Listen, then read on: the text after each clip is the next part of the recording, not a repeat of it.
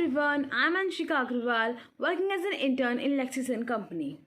As work helps one to gain a sense of pride and self-satisfaction by reaffirming that one can support himself with work, one can earn money to cover bills and pay for activities in one's leisure time.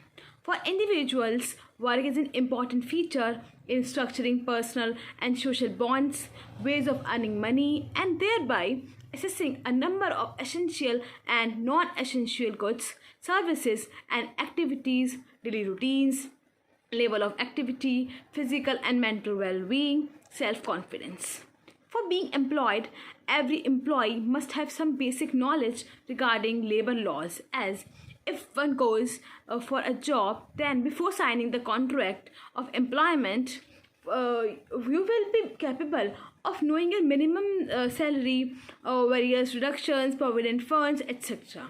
So today I will discuss some labor laws in India, in short, which every employee should know. Labor laws are made to protect the interest of employees so that they don't get exploited due to lack of knowledge. So let's begin. First one is Minimum Wages Act, which governs minimum salary an employee should get, which can differ from state to state as per your designation, your category, how much you are skilled, in which industry you work, etc. So every employee should know how much minimum pay scale he will get if he work in a particular state as per other criteria. Second one is Payment of Wages Act 1936, which provides that every employee should get his or her salary by 7th of every month. Otherwise, it can be an offense. And also, which deductions can be made from salary and which cannot, so that company can't deduct any of the deduction which they should not deduct.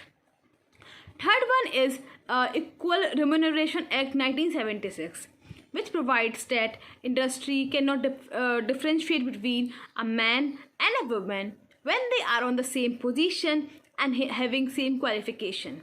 Also, no discrimination can be made on the basis of sex, color, caste, creed between the employees, as females are mostly exploited at the workplace not only sexually but also by discriminating in pay scale. So this law came into force to protect females. Next is Provident Fund Act 1952, which governs Provident Fund and pension during retirement, in which there is reduction of 12% of basic pay plus dearness allowance. And employer will deduct 12% plus 1, that is 13%. This 1% is for mainly insurance and administration charges. Also, the compulsory reduction limit is Rs 15,000, which can be exceeded if employer and employee agreed. Next one is Employee State Insurance Act, which is a combination of two types of insurance, that is personal insurance and accidental insurance.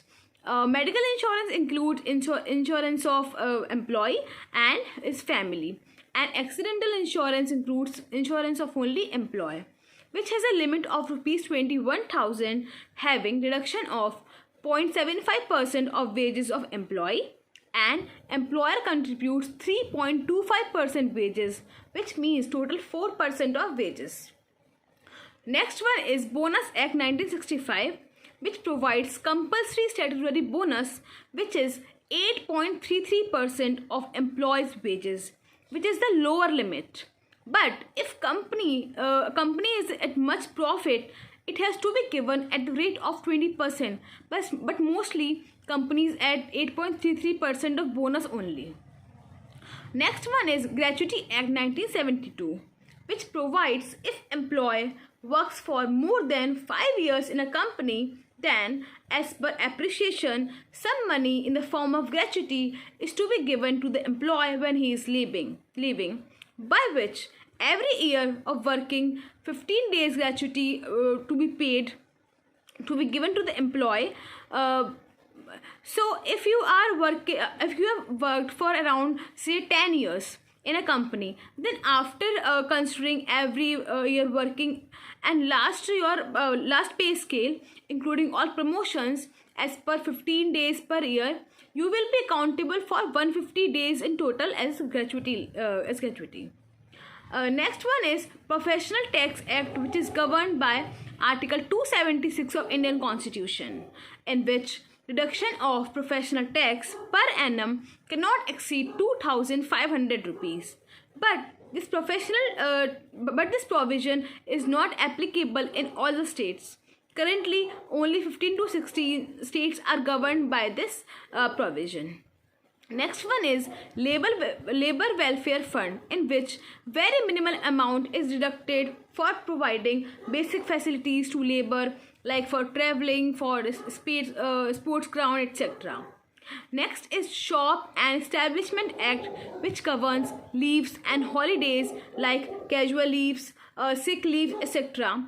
in a particular year, which also differs from state to state. Now I will talk about two bonus acts, in which first one is Industrial Dispute Act, which is applicable at the time of joining and leaving of the job by the employee, which governs the relationship between the employer and the employee. That employer can't fire any employee without following a proper procedure and without giving compensation to the employee.